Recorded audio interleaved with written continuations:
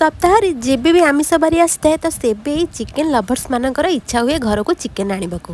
କିନ୍ତୁ ସେମାନଙ୍କୁ କିଏ ବୁଝେଇବ କି ବାକି ସବୁ କୁଆଡ଼େ ଯିବେ ମାନେ ଯେମିତିକି ମାଛ ମଟନ ଅଣ୍ଡା ଶୁଖୁଆ ଚିଙ୍ଗୁଡ଼ି ଏମାନେ ସବୁ କୁଆଡ଼େ ଯିବେ।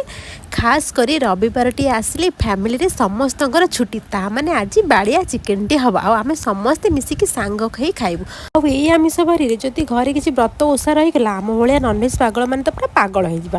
ସାଙ୍ଗମାନେ ସେ କଥା ସବୁ ଛାଡ଼ନ୍ତୁ ଆଜି ଯେତେବେଳେ ସଣ୍ଡେ ଆଉ ସକାଳୁ ସକାଳୁ ଆମ ଘରେ ଆସି ଚିକେନ୍ ପହଞ୍ଚିଗଲା ମୁଁ ସବୁକୁ ଧରିକି ଚାଲିଲି ସିଧା ଚୁଲି ପାଖକୁ ଆଉ ଚିକେନ୍ ତରକାରୀ ପୁରା ଷ୍ଟାର୍ଟ କଲି। ଯେତେବେଳେ ତରକାରୀ ମୋର ଫୁଟିବା ଆରମ୍ଭ କଲାଣି ତ ଚାଲନ୍ତୁ ଧଣିଆ ପତ୍ର ଆଉ ଗରମ ମସଲା ଦେଇକି ଚିକେନ୍ଟାକୁ ତଳକୁ ଓହ୍ଲେଇ ଦେବା ଆଉ 10 ମିନିଟ୍ ଘୋଡ଼େଇଲା ପରେ ଲାଷ୍ଟକୁ କାଢ଼ିଲି। ସାଙ୍ଗମାନେ ଦେଖନ୍ତୁ ମୋ ତରକାରୀ କେତେ ସୁନ୍ଦର ଦିଶୁଛି।